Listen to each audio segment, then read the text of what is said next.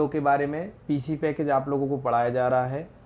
Fundamental की पूरी unit हो चुकी हैं, पीसी पैकेज आप लोगों की शुरुआत कराई जा रही है और पीसी पैकेज में जो जितना भी प्रैक्टिकल है वो आप लोगों को समझाया जाएगा। साथ ही वही क्वेश्चन आप लोगों को समझाया जाएगा जो परीक्षा में आने वाला है, ठीक है। इसके बाद अन्य ऐसे प्रश्न जो आना नहीं है या फिर जो लग नहीं रहे कि आएंगे, इसलिए वो नहीं पढ़ाए जा रहे हैं। फिलहाल में आप कोशिश करें कि जो क्वेश्चन आप लोगों को इसमें बताए जा रहे हैं उन्हीं क्वेश्चनों पे आप ध्यान दें, ठीक है। स्टार्ट करते हैं। तो सबसे पहले हम आते हैं विंडो के बारे में जानकारी लेंगे। सबसे पहले हम विंडो के बारे में जानकारी लेंगे, विंडो होता क्या है। सबसे पहले तो विंडो के बारे में थोड़ा सा हम आप लोगों को बता दें। जो अपन पीसी पैकेज में पढ़ने वाले हैं वो विंडो 8.1 के बारे में पढ़ना है अपन के लिए। तो विंडो जो है, विंडो अलग अलग होती हैं, है ना। तो विंडो के बारे में आप लोगों को बता दें कि यह एक अमेरिका की कंपनी ने, एक माइक्रोसॉफ्ट नामक की कंपनी है अमेरिका की, जिसने जो है विंडो बनाया। और बिल गेट्स उनका नाम है, जो वैज्ञानिक हैं, उन्होंने जो है अपने लिए एक ऐसी विंडो तैयार करके दी जिस पर अपन बहुत सारे काम के। विंडो 8.1 के बारे में बताइए, लेकिन यहाँ पे विंडो 7 है। तो विंडो 7 और 8.1 के फीचर्स कुछ मिलते जुलते हैं, इसीलिए आप सभी को विंडो 7 पर ही मैं प्रैक्टिकल करके बताऊंगा। साथ ही कुछ क्वेश्चन ऐसे भी रहेंगे जो इस पर नहीं मिलेंगे, जैसे वो विंडो 8.1 की बात करी जाएगी तो यहाँ पे विंडो 7 है, लेकिन उनसे रिलेटिव क्वेश्चन अगर अपन को मिल जाते तो उसी पर अपन चर्चा करेंगे। तो सबसे पहले हम क्वेश्चन पर आते हैं। तो यहाँ पर हम देखते हैं विंडो 8.1 में जो है, आप संक्षिप्त नोट्स लिखिए। इसमें जो है शटडाउन, स्लीप और हाइबरनेट, इनको समझाइए, है ना। तो अपन इसका एक प्रश्न आता है, शटडाउन, स्लीप और हाइबरनेट का जो प्रश्न आता है उसको अपन को कवर करना है। तो हम क्या करने वाले हैं, यहाँ पे क्वेश्चन जो आ रहा है उसके प्रैक्टिकल को हम करते हुए आप लोगों को बताते जाएंगे। तो सबसे पहले शटडाउन, स्लीप और हाइबरनेट, एक क्वेश्चन परीक्षा में पूछा जा सकता है कि विंडो के जो है विंडो 8.1 के संक्षिप्त नोट्स लिखिए जिसमें आपका शटडाउन, स्लीप, हाइबरनेट आ सकता है। तो यहाँ पे हम सबसे पहले स्टार्ट मेन्यू बार पर क्लिक करेंगे। और इसके पहले हम आप लोगों को थोड़ा सा बता दें यहाँ पे और कि आपका ये जो दिख रहा है ये आपका स्क्रीन है। स्क्रीन पर आपका जो यहाँ पीछे दिख रहा है वॉलपेपर है, डेस्कटॉप है ये, और हमारे यहाँ पे जो डले हुए हैं इसमें सॉफ्टवेयर हैं, कुछ यहाँ पे फोल्डर भी हम बना चुके हैं। नीचे वाली ये पट्टी जो है, ये टास्क बार की पट्टी दिख रही है आप लोगों को। नीचे ये जो पट्टी है ये टास्क बार की है, और साथ में यहाँ पे हमारा स्टार्ट मेन्यू बार है जिसके द्वारा हम कार्य करेंगे। स्टार्ट मेन्यू द्वारा हम टास्क बार है, उस पर स्टार्ट मेन्यू बार है, इस पर हम क्लिक करते हैं। और जैसे ही हम क्लिक करते हैं तो एक जो है डायलॉग बॉक्स ओपन हो जाएगा, और यहाँ पर हम जहाँ से शट डाउन करते हैं इस पर एक बाजू में आप लोगों को यहाँ पे मैंने आकर यहाँ पे, तो यहाँ पे हम जैसे ही आते हैं तो ऑप्शन और भी यहाँ पे खुल रहे हैं, है ना। लॉग ऑफ का आ रहा है, लॉग का आ रहा है, स्टार्ट का आ रहा है, स्लीप का आ रहा है, हाइबरनेट का आ रहा है। तो वहाँ पर जो विंडो 8.1 है उस पर भी पूछा गया है कि आप हाइबरनेट, रीस्टार्ट, स्लीप, लॉक, इन सब चीज़ों के बारे में आप बताइए। तो मैं इसको प्रैक्टिकली आप लोगों को समझाऊंगा, आप लोगों को रजिस्टर में उसको लिखते चलना है ताकि आप लोगों को ये याद रहे। तो वहाँ पर क्वेश्चन आ सकता है कि शटडाउन, स्लीप, हाइबरनेट के बारे में समझाइए। तो अपन के लिए क्या करना है, वहाँ पर क्वेश्चन आ जाता है तो यहाँ पे हमें इसका प्रैक्टिकली करके देखना है। तो प्रैक्टिकली में करके देखना है, तो इसमें जो है वो आपसे क्वेश्चन अगर करेंगे कि शटडाउन, स्लीप, हाइबरनेट से होता क्या है, तो अपन को नॉर्मली पता है कि शटडाउन से जो है कंप्यूटर हमारा बंद हो जाता है। इसके बाद रीस्टार्ट से कंप्यूटर रीस्टार्ट हो जाता है। मतलब यहाँ पे हम जब रीस्टार्ट के 2 बटन होते हैं, एक अपना जो है सीपीयू में भी हमारा एक बटन लगा रहता है, यहाँ पे छोटा सा एक बटन रहता है जिसके द्वारा हम रीस्टार्ट पे क्लिक करते हैं, और यहाँ से भी क्लिक करते हैं तो कंप्यूटर ऑटोमेटिकली रीस्टार्ट हो जाता है, हमें फिर से ऑन नहीं करना पड़ता, ऑटोमेटिकली हो जाता है। इसके बाद आता है आपका स्लीप। स्लीप में भी हमारा कंप्यूटर जो है वो बंद हो जाता है, जैसे शट डाउन हो जाता है। इसके बाद अगला आता है उसमें हाइबरनेट। हाइबरनेट से भी हमारा कंप्यूटर बंद हो जाता है। तो ये क्वेश्चन फर्स्ट है, इसके लिए सभी लोगों के लिए जो है हमने समझा दिया गया है, इनका प्रैक्टिकल भी करा दिया गया है। वहाँ अगर क्वेश्चन आता है कि आप शटडाउन, स्लीप, हाइबरनेट के बारे में बताइए तो हमें तुरंत याद रखना है ग्रुप पर। तो एक्सेसरीज ग्रुप की जो सुविधा है उस पर हम बात करेंगे। तो एक्सेसरीज ग्रुप जो है कंप्यूटर में एक ऐसा सुविधा है जो हमें विंडो देता है ना। एक्सेसरीज ग्रुप पर हम जैसे ही हमें आते हैं तो सबसे पहले स्टार्ट मेन्यू बार पर आएंगे, ऑल प्रोग्राम पर आएंगे और एक्सेसरीज़ को यहाँ पर हमें देखने को मिलेगा। इसमें हमें बहुत सारी एक्सेसरीज मिलेंगी देखने के लिए।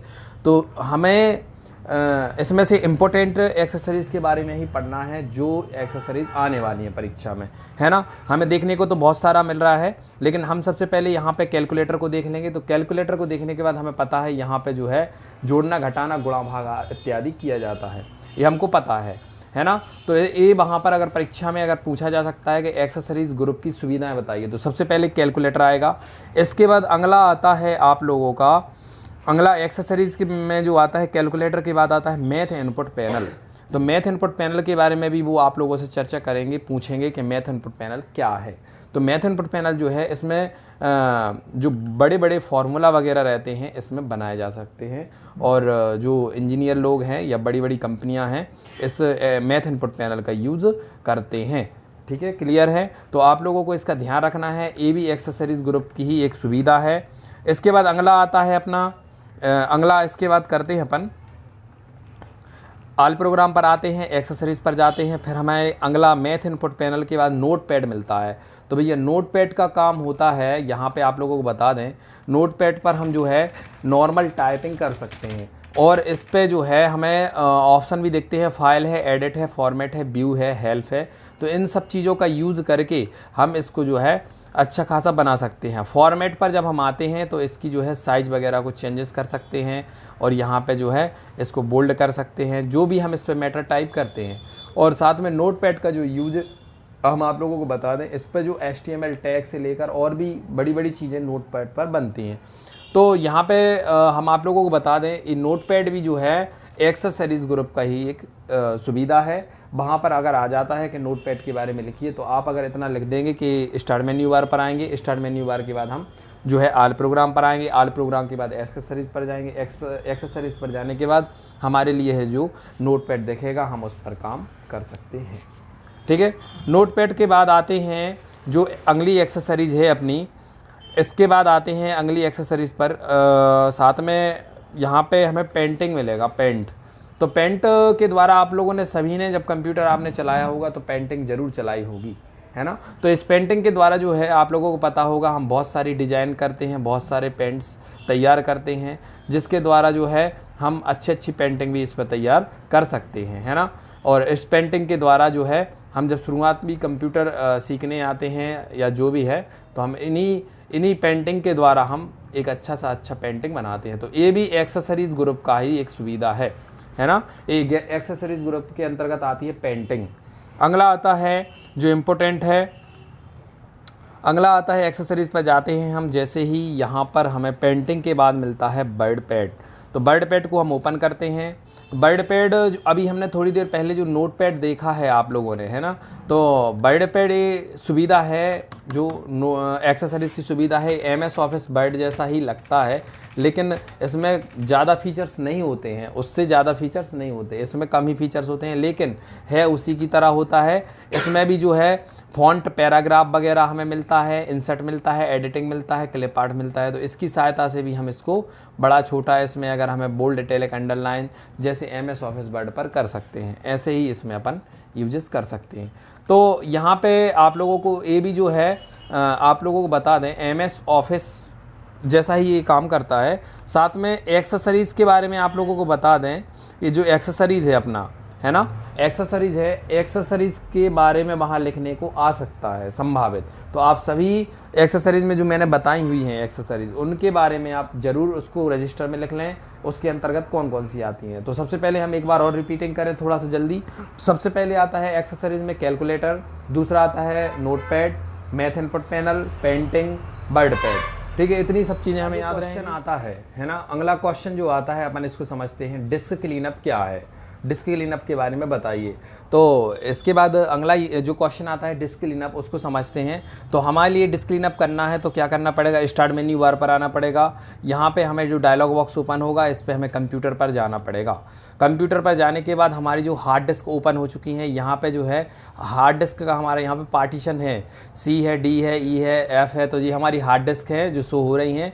अब हमें डिस्क क्लीनअप करना है। तो डिस्क क्लीनअप का अर्थ यहाँ पे होता है जो डिस्क है हमारी, जो हार्ड डिस्क है या डिस्क है, उसको क्लीन करना, है ना। क्लीन मतलब उसको साफ करना। लेकिन यहाँ पे जो है हम इस यहाँ पे देख पा रहे हैं हमारी जो डिस्क क्लीनअप करने के लिए हमारी हार्ड डिस्क है, इसमें सभी पे पार्टीशन है। तो हम इसको डिस्क क्लीनअप करने के लिए हम किसी भी एक हार्ड डिस्क पर क्लिक करेंगे। यहाँ पे हम देखेंगे प्रॉपर्टीज़ पर जाएंगे। प्रॉपर्टीज़ पर जाने के बाद हमें डिस्क क्लीनअप का ऑप्शन मिलेगा, है ना। और डिस्क क्लीनअप के ऑप्शन पर हम क्लिक करेंगे जैसे ही, तो हमारे लिए जो है यहाँ पे डिस्क क्लीनअप करने का ऑप्शन भी आ जाएगा और हम उसको डिस्क क्लीनअप कर सकते हैं। तो सबसे पहले वहाँ पर क्वेश्चन आएगा कि डिस्क क्लीनअप आप कैसे करेंगे, क्वेश्चन आ सकता है। तो वहाँ पर आपको ये बताना है कि सबसे पहले तो कि डिस्क क्लीनअप हम कैसे करेंगे, है ना, क्वेश्चन में। तो सबसे पहले हम आएंगे कहाँ पे, स्टार्ट मेन्यू बार पर आएंगे। स्टार्ट मेन्यू बार पर आने के बाद हम कंप्यूटर पर आएंगे और हमें यहाँ पे हार्ड डिस्क दिखेंगी और उस पर हम राइट क्लिक करके हमें प्रॉपर्टीज़ के ऑप्शन पर जाना पड़ेगा। और प्रॉपर्टीज़ के ऑप्शन पर जाने के बाद हमें यहाँ पे डिस्क क्लीनअप का एक ऑप्शन दिखाई दे रहा है। इससे हम डिस्क क्लीनअप को डिस्क पे क्लिक करेंगे। जैसे ही क्लिक करेंगे तो हमारे जो है हमारे इसमें जो जितना भी डेटा जो बेकार डेटा है वो आ जाएगा और उसको हम हटा सकते हैं। और हटाने के बाद जो हमारी कंप्यूटर की स्पीड है वो स्पीड बढ़ जाएगी। उसका काम है तो आपको स्क्रीन पर दिख रहा होगा रिसाइकिल बिन। ये हर कंप्यूटर में मिलेगा, हर एक विंडो में मिलेगा। रिसाइकिल बिन में होता क्या है आप लोगों को थोड़ा सा बता दें। वहाँ पर लिखने के लिए अगर आ भी जाता है कि रिसाइकिल बिन पर टिप्पणी लिखिए या इसके बारे में बताइए। तो रिसाइकिल बिन हमारे कंप्यूटर में एक ऐसा एक सॉफ्टवेयर है जिसके द्वारा जब हमारी कोई भी एक फाइल अगर हट जाती है तो वो हमारी सीधी जाकर रिसाइकिल बिन में पहुँचती है। और रिसाइकिल बिन से अगर हट जाता है डेटा तो फिर वो हमारी कंप्यूटर की हार्ड डिस्क से भी डिलीट हो जाता है। तो यहाँ पे आप लोगों को बता दें, हम सबसे पहले यहाँ पे हमारी मॉनिटर पर जो आप लोग देख रहे हैं, इस पर जो स्क्रीन पर देख रहे हैं, स्क्रीन पर ही हमारे रिसाइकिल बिन मौजूद है। हम इसको ओपन करते हैं। ओपन करने के बाद हमारी ये फाइलें जो डली हुई हैं इसको हम हटा देते हैं, है ना, और यहाँ से हम डिलीट कर देते हैं। अब आप लोगों को बता दें, इसका एक प्रैक्टिकल बता देते हैं। एक मैं अभी जो है एक फ़ोल्डर बनाता हूँ। इस फोल्डर पर जो है मैंने एक नाम दे दिया, किसी भी नाम से दे दिया। जैसे मैंने दे दिया अरुण, और अरुण नाम देने के बाद मैंने उसको क्या किया, इसको हटा दिया, है ना। हटा देने के बाद ए डायरेक्टली कहाँ पहुँच जाएगा, ए सीधा चला जाएगा रिसाइकिल बिन में। तो हम इसको देख सकते हैं यहाँ स्क्रीन से हट गया है, मतलब ये पूरी तरह से यहाँ से हट चुका है। अब हम यहाँ पे रिसाइकिल बिन ओपन करेंगे तो रिसाइकिल बिन ओपन होने के बाद हमें यहाँ पे जो है अरुण का नाम से यहाँ पर आ गया है। और अगर हम इसको रिस्टोर कर देंगे, रिस्टोर करने के बाद ये हमारा बाहर फिर से आ जाएगा। देख लिए मैंने रिस्टोर किया है और रिस्टोर करने के बाद जो है हमारा यहाँ पे अरुण यहाँ नीचे आ चुका है ना, जी आ गया। तो हम इसको क्या करेंगे, रिस्टोर अगर करेंगे तो ये क्या हो जाएगा, ये वापस आ जाएगा स्क्रीन पर। और अगर, है ना, और अगर हम इसको डिलीट कर देंगे तो ये पूरी तरह से डिलीट हो जाएगा। तो ये तो क्लियर है। तो जो हमारा रिसाइकिल बिन है इस पर अगर टिप्पणी आ जाती तो हमें ये लिखना पड़ेगा कि जो हमारे कंप्यूटर में जो रिसाइकिल बिन होता है, अगर रिसाइकिल बिन नहीं होता और हम कोई इस पर एक दस्तावेज या कोई भी चीज़ ऐसी तैयार करते, है ना, जो कि हमें काम की है, एक्सेल पर या फिर वर्ड पर कोई एक सीट तैयार करते हैं और अगर हो सकता है उसको हम सेव कर देते हैं और सेव करने के बाद वो यहाँ आ जाता है, यहाँ से अगर हट जाता है तो वो हमें कहीं नहीं मिलेगा, इससे दिक्कत हो जाती। तो ये रिसाइकिल बिन का ऑप्शन ही रखा गया, ये सॉफ्टवेयर बनाया गया ताकि आप कोई भी चीज़ डिलीट अगर हमारे कंप्यूटर से होती है वो सीधा रिसाइकिल। के बाद डिस्क क्लीनअप जैसे ही एक डी फ्रेगमेंट का एक क्वेश्चन आएगा, है ना। तो डी फ्रेगमेंटर जो होता क्या है आप लोगों को बता दें। तो यहाँ पे जो ऑप्शन आएगा अभी आप लोगों को समझा दें। डी फ्रेगमेंटर जो है यहाँ पे डिस्क क्लीनअप जैसा ही रहता है ना। तो ये डिस्क जो डी फ्रेगमेंटर है ये काम क्या करता है, इसको थोड़ा सा हम देख लें पहले। तो ये जो डी फ्रेगमेंटर है आप लोगों को बता दें, हमारी जो हार्ड डिस्क है, हार्ड डिस्क में आप लोगों ने देखा होगा, डी फ्रेगमेंटर के बारे में मैं जानकारी दे रहा हूँ। हमारी हार्ड डिस्क में क्या होता है, जब हम नया हमारा कंप्यूटर आता है, नई हार्ड डिस्क रहती है और हम जब क्या करते हैं इसमें कोई भी डेटा जब सेव करते हैं, कोई भी फाइल बनाते हैं उसको सेव करते हैं, तो क्या होता है फाइलें यहाँ से जब सेव होती हैं तो इसमें जो 3-4 टियर रहते हैं, तो इन 4 टियर में वो कहीं ना कहीं वो सेव होती जाती है, कहीं ना कहीं, है ना। और कहीं ना कहीं सेव होने के बाद जो है हमारा जो कंप्यूटर की जो हार्ड डिस्क है वो हमें लगता है कि भर चुकी है, क्योंकि वो यहाँ वहाँ कहीं पर भी सेव हो जाता है डेटा। तो यहाँ पे जो हमारी हार्ड डिस्क होती है इसमें जब डेटा यहाँ वहाँ से आएगा और सेव हो जाएगा तो वो क्या हो जाएगी, भर जाएगी। तो हमें लगता है भर गई है। तो इसका एक कारण ये है कि हमारा हार्ड डिस्क का चित्र है जो स्क्रीन पर आप लोग देख रहे हैं, तो यहाँ पे क्वेश्चन आएगा डी फ्रेगमेंट के बारे में बताइए, डी फ्रेगमेंटर के बारे में बताइए। तो इसको हमें क्लीन करना है। अब ये भर गई है हमारी, है ना, ये हार्ड डिस्क जो है हमारा पूरा भर चुका है। तो हमें इसको क्या करना है, डी फ्रेगमेंटर करना है। मतलब जैसे डिस्क क्लीन अप किया तो हमारा कंप्यूटर अच्छे से चलने लगा। तो ऐसे ही हम क्या करेंगे, डी फ्रेगमेंट करने के लिए हम स्टार्ट मेन्यू बार पर आएंगे और यहाँ पे जो है हम सर्च बॉक्स पर आएंगे और यहाँ पे हम डिस्क लिखेंगे, है ना, क्या लिखेंगे, डिस्क। डिस्क लिखने के बाद ही हमारा यहाँ पे ऊपर ही ऑप्शन आ जाएगा, ऊपर आ रहा है डिस्क क्लीनअप और दूसरा आ रहा है डिस्क डीफ्रेगमेंटर, है ना, इसको ध्यान रखना है। और इस पर क्लिक करोगे जैसे ही आप, तो यहाँ पे जैसे डिस्क क्लीनअप का एक ऑप्शन आ जाता है, ऐसे ही डीफ्रेगमेंटर का एक ऑप्शन आ जाता है। फिर हम यहाँ पे डीफ्रेगमेंटर डिस्क पर क्लिक करते हैं, जिससे हमारा जो कंप्यूटर है, जो हमारी हार्ड डिस्क में यहाँ वहाँ डेटा है, वो एक जगह व्यवस्थित हो जाता है और जो यहाँ वहाँ का डाटा रहता है वो नष्ट हो जाता है, जिससे हमारी कंप्यूटर में कार्य करने की गति रहती है वो बढ़ जाती है और अच्छे से काम। पैनल हमारे कंप्यूटर की एक सेटिंग डिवाइस होती है ना, जो कि हमारे कंप्यूटर में अगर किसी प्रकार की प्रॉब्लम होती है तो हम अपने कंप्यूटर पर जाते हैं और उसको ठीक करते हैं। मतलब कंट्रोल पैनल पर जाते हैं और उसको ठीक करते हैं। जैसे हमारे मोबाइल में हमारे लिए जो है, आप लोगों ने देखा होगा, एक सेटिंग डिवाइस का ऑप्शन रहता है, जिससे हमारा कंप्यूटर या हमारा मोबाइल कभी भी कुछ यहाँ वहाँ या डेट एंड टाइम या जो भी है हमें ठीक करना पड़ता है तो हमें अपनी सेटिंग पर जाना पड़ता है। सेटिंग पर जाने के बाद हम उसको ठीक कर सकते हैं। ऐसे ही हमारे कंप्यूटर में एक ऐसी सुविधा है जिसका नाम है कंट्रोल पैनल।